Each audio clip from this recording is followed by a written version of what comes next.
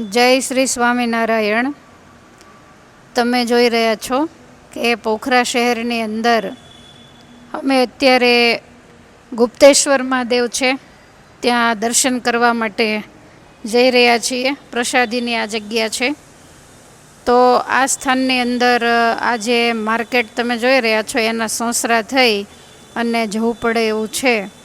પણ ખરેખર જીવનની અંદર એક વખત જોવા જેવું અને દર્શન કરવા જેવું એવું પવિત્ર આ સ્થાન છે. અમારે તો રાત્રિ થઈ ગઈ છે, મંદિર બંધ થવાની તૈયારી છે, એટલે બધાએ ઝડપથી ઉતાવળા જઈ રહ્યા છે.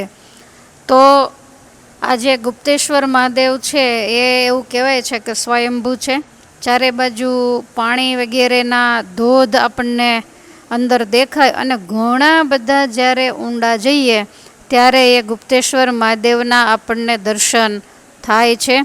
તો એની જાળવણી પણ ખૂબ જ સારી રીતે કરવામાં આવી છે. અંદર જવા માટેની ટિકિટ છે, તો એ ટિકિટ કપાવી અને બધા જ અંદર ધીમે ધીમે કરતા જઈ રહ્યા છે. બહારથી તમને સરસ મજાના મકાનો લાગે, મહેલ જેવું લાગે, પણ જ્યારે એની અંદર ઉતરીએ ત્યારે આપણને એવું લાગે કે આપણે કોઈ પર્વતની કંદરામાં જ ઊંડા ઉતરી રહ્યા છીએ. અને એવા ગુપ્ત સ્વરૂપે ગુપ્તેશ્વર નામ એટલે જ છે કે એને શોધવા પડે. ઘણા બધા જ્યારે આપણે અંદર જઈએ ત્યારે મહાદેવજીના આપણને દર્શન થાય છે. નામ ગુપ્તેશ્વર, પણ અંદર બહુ મોટા શિવલિંગ સ્વરૂપે ભગવાન બિરાજમાન છે. અને એવું પાણી આવી રહ્યું છે ગુફાઓમાંથી. તો એ પાણી આવી તો રહ્યું છે, પણ એ પાછું ક્યાં જાય છે એનો કોઈ પત્તો લાગે એવું નથી. અને રાત્રિનો સમય હોય ત્યારે તો આપણને થોડુંક બિહામણું વાતાવરણ પણ લાગે, પણ અંદર લાઇટ વગેરેની વ્યવસ્થા છે. વળી આખે ગુપ્તેશ્વર ગુફામાં પર્વતો ઉપરથી પાણી ટપકી રહ્યું છે, એટલે ચારે બાજુ ભીનું વાતાવરણ હોય. તમે જોઈ રહ્યા છો કે આ ઢાળ ઉતરી પછી અમે અંદર પ્રવેશ કરી અને ધીમે ધીમે ઘણા બધા પગથિયા વગેરે છે તો એ ઉતરી અને અંદર જવાનું છે. તો જેમ જેમ ટિકિટની અંદર વારો આવતો જાય તેમ તેમ એક પછી એક તમામ યાત્રિકો છે, તમે પગથિયા પણ જોઈ રહ્યા છો, તો એ પગથિયા દ્વારા અંદર જવાનું છે. બહાર તો બહુ સરસ મજાના રૂડા રૂપાળા અત્યારના બનાવેલા પગથિયા, કલર એવું બધું આપણને દેખાય, પણ અંદર જે નજારો છે તો એ બિલકુલ કુદરતી છે. અને કોઈ વ્યક્તિ એવું કહે કે આ કદાચ બનાવેલી ગુફા હશે, તો કોઈની પણ તાકાત નથી કે આવી ગુફાને અત્યારે કોઈ પણ વ્યક્તિ બનાવી શકે. તમે કદાચ ગુફાને કોતરીને બનાવી શકો, પરંતુ ચારે બાજુથી પાણી ટપકવું, પાણીના મોટા મોટા ધોધ વગેરે આવવા, તો એ કામ તો કુદરતનું છે, એ કામ માણસનું નથી. એટલે એ તો જ્યારે તમે જોશો અને દર્શન કરશો ત્યારે તમને ખ્યાલ આવશે. આમ તો અવારનવાર અમે યાત્રાઓના માધ્યમથી આ પોખરા શહેરની અંદર પુલાશ્રમ જવા માટે આવતા હોઈએ છીએ, પણ ખાસ કરીને જ્યારે ચારધામ વગેરેની યાત્રા હોય ત્યારે વડીલો અમારી સાથે વધારે હોય. અને અહીંયા સુધી પહોંચે ત્યાં સુધીમાં ઘણી યાત્રાઓ કરીને આવ્યા હોય, એટલે અહીંયા પહોંચે ત્યાં સુધીમાં થાકી ગયા હોય. અને અંદરના પગથિયા પણ એવા થોડા અઘરા છે, અને અંધારું હોય, સાંકડા રસ્તાઓ હોય, એટલે કંઈક પડ્યા આખડાની પણ બીક લાગે. એટલે ખાસ કરીને અમે વડીલોને અહીંયા લઈ જતા નથી. પણ આજે બધા યંગ બહેનો યુવતીઓ હતા અને સાથે બાળકો પણ હતા, એટલે એમને પણ જોવાની મજા આવે અને સહેજે સહેજે ભગવાન ગુપ્તેશ્વરજીના દર્શન પણ થાય એવા ઈશકથી અમે બધાને લઈ જઈએ છીએ. તમે જોશો ત્યારે જ તમને ખ્યાલ આવશે. વડીલો જોશે તો એને એમ થશે કે આટલું બધું ચડવાનું, આટલું બધું ઉતરવાનું એ આપણાથી થાય નહીં. અને અત્યારે ખાસ કરીને બધાને ગોઠણ વગેરેના પ્રોબ્લેમ હોય છે, એટલે એને પણ ચડવું ઘણું બધું અઘરું પડતું હોય.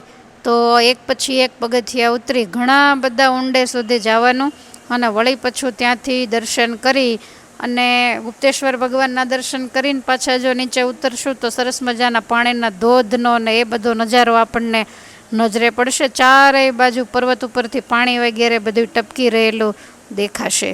તો એને જોતાં એવું લાગે કે કુદરત અહીંયા પણ મન મૂકીને વરસી છે, અને ખરેખર જોઈને આપણને હૃદયની અંદર ખૂબ જ આનંદ થાય એવું સરસ મજાનું આ સ્થાન છે. એટલે તમે બધાય ભાવથી એના દર્શન કરજો. ભગવાન ગુપ્તેશ્વરજીના દર્શન પણ કરજો. તમે જોઈ શકો છો કે આજુબાજુમાં સમુદ્ર મંથન, દેવો અને દાનવો કરી રહ્યા છે. મંદરાચલનો રવૈયો કરી અને શેષનાગના નેત્રા કરી અને દિવાલ ઉપર તમે જોઈ શકો છો. તો એવા સુંદર મજાના ચિત્રો ભગવાન ભોળાનાથ છે એ વિષ પી રહ્યા છે. તો એ દ્રશ્ય પણ આપણને આજુબાજુનું જોતા નજરે દેખાય છે. તમે આના પગથિયા વગેરે જોઈ શકો છો. હવે અંદર જે આવે છે એ જ ખરેખર ઓરિજિનલ ગુફા છે. એટલે જેનો ડરપોક સ્વભાવ હોય એ તો આટલા બધા અંદર ઉતરી પણ શકે નહીં એવી ગુફાઓ આપણને દેખાય છે. ઠેકઠેકાણે અલગ અલગ મૂર્તિઓ વગેરે આપણને નજરે પડે. કંઈક નંદીશ્વર હોય. તમે આ કામધેનુ ગાય જોઈ રહ્યા છો. ભગવાન શિવલિંગની ઉપર કામધેનુ દ્વારા અભિષેક થઈ રહ્યો છે. આ બધા જુદા જુદા ચિત્રો.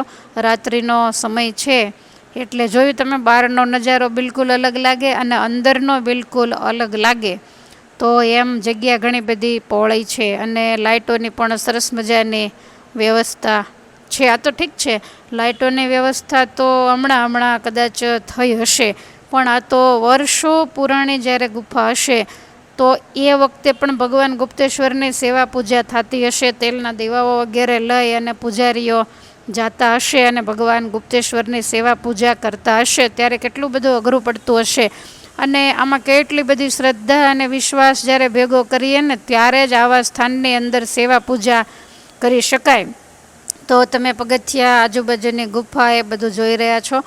રાત્રિએ છેલ્લો સમય છે, મંદિર બંધ થવાનો, ગુફા બંધ થવાનો, એટલે એટલું બધું ખાસું ટ્રાફિક નથી. જે લોકો અંદર ગયા છે એ બધા જ દર્શન કરી અને પાછા વળી રહ્યા છે. અને અમે લોકો અંદર જઈ રહ્યા છો. તમે આ ગુપ્તેશ્વર મહાદેવ છે, પૂજારીજી છે. આમ તો ફોટો ખેંચવાની ના પાડે છે, પણ છતાંય આમ તેમ કરી અને તમને દર્શન થાય એના માટે થઈ અને આ ફોટો ખેંચેલો છે. બિલકુલ આમ ખુલ્લા અને ઊંચું જે શિવલિંગ છે તો એના તમે દર્શન, આછી નજર એના ઉપર નાખી. અત્યારે પણ થાંભલાની પાછળથી એ શિવલિંગના દર્શન થઈ રહ્યા છે. તો એ ગુપ્તેશ્વર મહાદેવની પાસે અખંડ જ્યોત જલી રહી છે અને સુંદર મજાનો દીવો બળી રહ્યો છે. ચારેય બાજુ પર્વતો એ આપણને દેખાઈ રહ્યા છે. અને આ જે ગુપ્તેશ્વર મહાદેવથી જ્યારે આપણે નીચે ઉતરીએ ત્યારે આ પાણી ભરેલો ધરો જોવામાં આવે છે અને એની સાઈડમાં ગુફામાં ક્યાંકથી પાણી આવી રહ્યું છે ને બહુ મોટો પાણીનો ધોધ. અત્યારે તો હું બોલી રહી છું, બાકી જો તમે સાંભળો તો કાન પડ્યું સંભળાય નહીં, એટલો બધો જોરથી એ પાણીનો અંદર અવાજ આવી રહ્યો છે.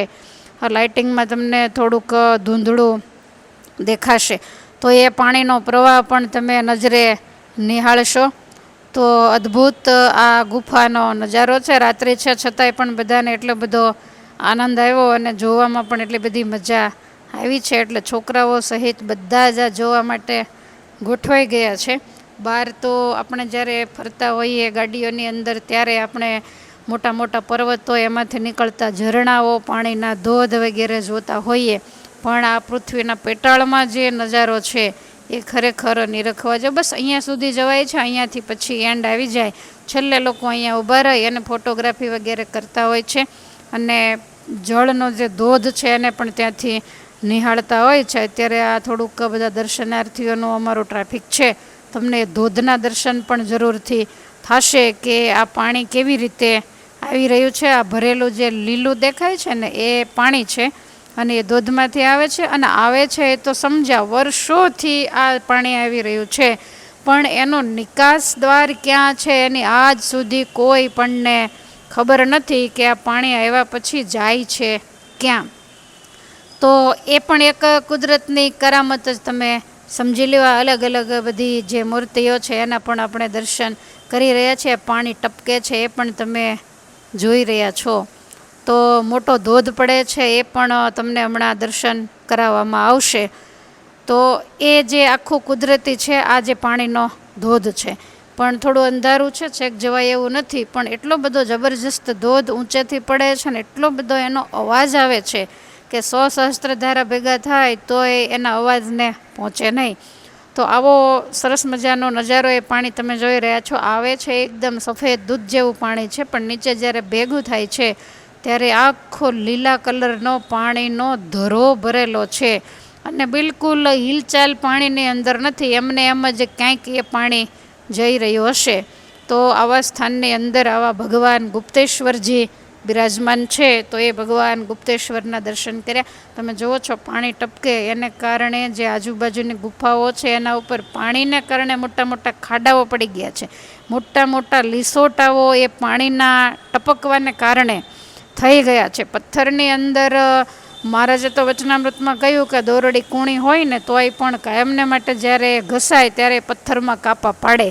તો એ તો આપણે સમજી શકીએ, પણ આ કાયમને માટે ત્યાંથી પડતી પાણીની ધારાઓ, તો એને કારણે આ પર્વતોની અંદર, નહીંતર આ બધા જ કાળમીંડ પર્વત છે, પણ છતાં એની અંદર કાપાઓ પડી ગયા હોય એવું આપણે જોઈ શકીએ છીએ. ક્યાંક પીળો પથ્થર છે, ક્યાંક ભૂખરો છે, ક્યાંક કાળો છે, અલગ અલગ પ્રકારના પથ્થરો છે. આ ગુફાનો ઉપરનો ભાગ જે છે તમને દર્શન કરાવવામાં આવે છે.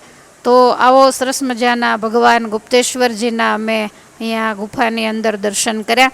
એટલે તમે બહુ ધ્યાન રાખશો તો શરૂઆતમાં જ્યારે અમે ઉતર્યા ત્યારે એક જ ઝલક અમે ગુપ્તેશ્વર મહાદેવને લીધી છે, તો તમને મહાદેવના દર્શન જરૂરથી થશે. તો જ્યારે જ્યારે ભગવાન પોખરા આવવાનો મોકો આપે ત્યારે જરૂરથી આ ગુપ્તેશ્વર મહાદેવના દર્શન કરજો. અને વળી પ્રસાદીનું ભગવાન નીલકંઠ વર્ણીજી પધારેલા એવું પ્રસાદીનું આ સ્થાન તમે ધોધને જોઈ રહ્યા છો. ઘણી બધી ઊંચાઈ ઉપરથી આ ધોધ પડી રહ્યો છે. તો આગળના દર્શન હવે આપણે પછી કરીએ. જય સ્વામિનારાયણ.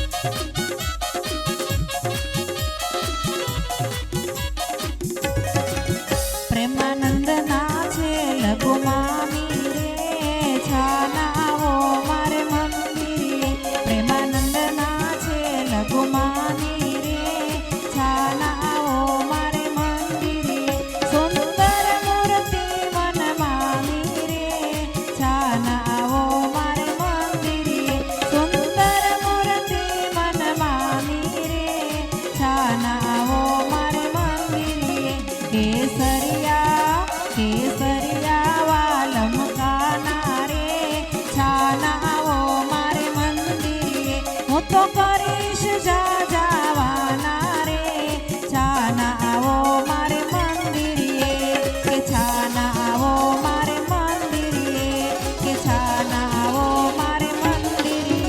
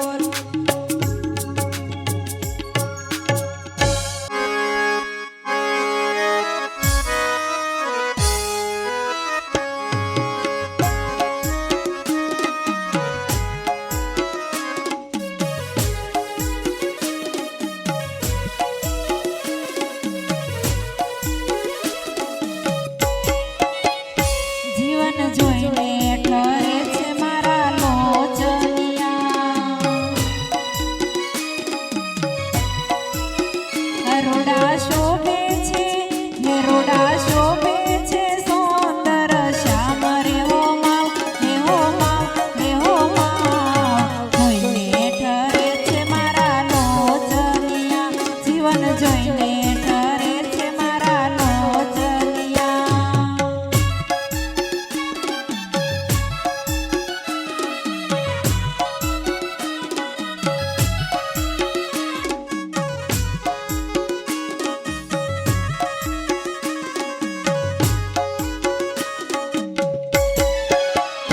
વાલે પગડે બાંધી છે રૂડા પેચની રે.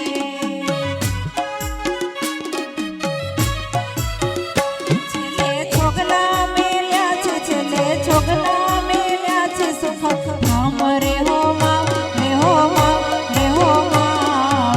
જોઈને ઠરે છે મારા લોચનિયા, જીવન જોઈને ઠરે છે મારા લોચનિયા.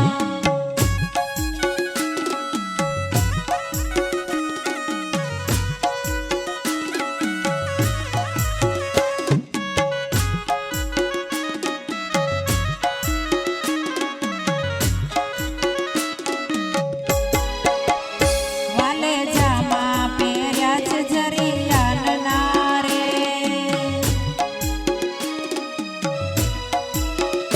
ખેડે પટકા બાંધ્યા છે, ખેડે પટકા બાંધ્યા છે અભિરામ રે હો માં, રે હો માં, રે હો માં. જોઈને ઠરે છે મારા લોચનિયા, જીવન જોઈને ઠરે છે મારા લોચનિયા.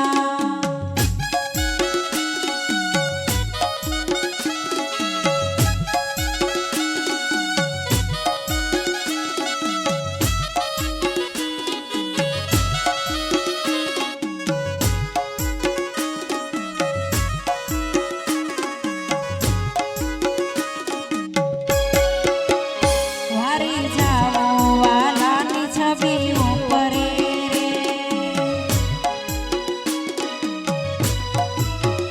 મારા મનમાં રાખીશ, મારા મનમાં રાખીશ આઠો જામ રે હો માં, રે હો માં, રે હો માં. જોઈને ઠરે છે મારા લોચનિયા. તો ગુપ્તેશ્વર મહાદેવથી નીકળી અને અંધારું થઈ ગયું હોવા છતાં પણ નેપાળનું કહેતા પોખરા શહેરનું અતિ દર્શનીય સ્થાન એવું પુમડીકોટ મહાદેવ તરીકે જેને ઓળખવામાં આવે છે. તો એ બસના માધ્યમથી ઘણું બધું ઉપર જવાનું છે અને ત્યાં ગયા પછી કોઈ ઓટો કે ગાડીઓના માધ્યમથી અથવા તો કોઈ પગપાળા ચાલીને પણ અડધો કિલોમીટર જેવું ઉપર જાય. તમે જોઈ રહ્યા છો રાત્રિ પડી ગઈ છે. અદ્ભુત પોખરા શહેરનો નજારો આપણને દેખાય છે. આમ તો આ પોખરા શહેરને નેપાળનું ધરતી ઉપરનું સ્વર્ગ કહેવામાં આવે છે અને જ્યારે એ આખું શહેર ફરીએ ત્યારે આપણને ખરેખર એવો અહેસાસ થાય.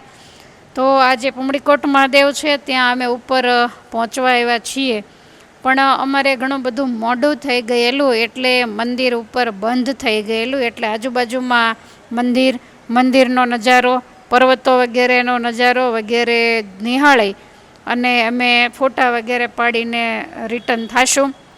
જે તાલવારાહી મંદિરે ગયેલા તો એ પુમડીકોટના જે મંદિર જે પર્વત ઉપર છે એ પર્વત ઉપરથી એ તાલવારાહીના પણ સરસ દર્શન થાય.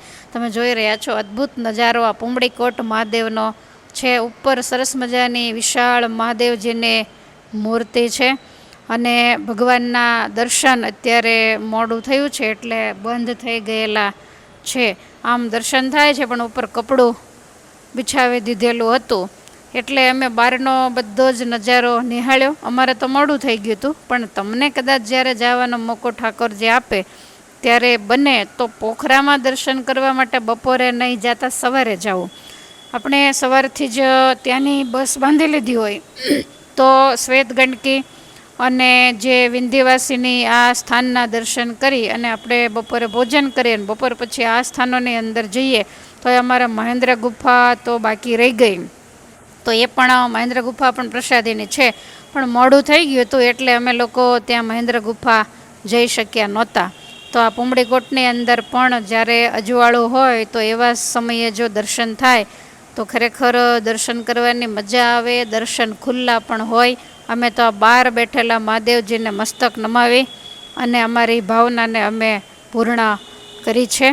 તો આ સરસ મજાનો પુમડીકોટ મહાદેવ, તો ત્યાં જરૂરથી પોખરા જાઓ ત્યારે દર્શન કરજો અને આ નજારો નિહાળજો. તમે જોઈ શકો છો બહુ સરસ મજાનો કુંભ છે અને કુંભની અંદરથી ઉગેલું વૃક્ષ એ પણ તમે જોઈ શકો છો. સરસ મજાનો આ મુખ્ય દરવાજો છે એટલે બધા આજુબાજુનો નજારો નિરખે છે. નંદીશ્વરના પણ બહારથી દર્શન થઈ રહ્યા છે. અંદર તો બધું બંધ છે. મહાદેવજીને જે નીચેનો ભાગ છે એમાં એ મહાદેવ બિરાજમાન છે. તો બધા ઉપર ચડી અને ત્યાં મહાદેવજીની પાસે જઈ રહ્યા છે. માત્ર ને માત્ર એ મોટી જે મૂર્તિ છે દૂરથી દર્શન થાય એના માટે મૂકવામાં આવી. આ ઓરિજિનલ નંદીશ્વર છે તો એનાય પણ તમને દર્શન થઈ રહ્યા છે. લાઇટનું અજવાળું છે એટલે બહુ ક્લિયર ચિત્ર આપણને દેખાતા નથી, પણ છતાંય મહાદેવના દર્શન આપણને સારી રીતે થઈ રહ્યા. અલગ અલગ ત્યાં શિવલિંગો પણ બિરાજમાન છે તો એ બધા જ દર્શન અમે ત્યાં કરી અને પોખરાની જે યાત્રા છે એ હવે અમારે પૂર્ણાહુતિના આરા તરફ જ્યારે જઈ રહી છે ત્યારે હવે અમે ઉતારે જઈ અને ભોજન વગેરે કરી અને સવારમાં તો અમારે વહેલા 4 વાગ્યે પુલહાશ્રમ જવા માટે નીકળવાનું છે. એટલે બધા અહીંયાથી દર્શન કરી, અહીંયા પડદો નાખેલો છે પણ છતાંય દર્શન કરી અને બધા ત્યાંથી નીકળે છે. અને આ બાર મહાદેવજીની હાજરીમાં નંદીશ્વરની પાછળના ભાગે બધાય સમૂહ તસવીર ખેંચાવી રહ્યા છે. તો ભગવાનને એવી પ્રાર્થના કરું કે જીવનમાં જેટલા આ દર્શન કરનારા છે મોબાઈલના માધ્યમથી એ બધાને ભગવાન પ્રત્યક્ષ દર્શનનો મોકો અપાવે અને આ બધાય દર્શન કરી પુલાશ્રમ જેવા સ્થાનોની અંદર જઈ આપણા તન મન ધન એને પવિત્ર કરી મળેલા મનુષ્ય જન્મને સાર્થક કરીએ.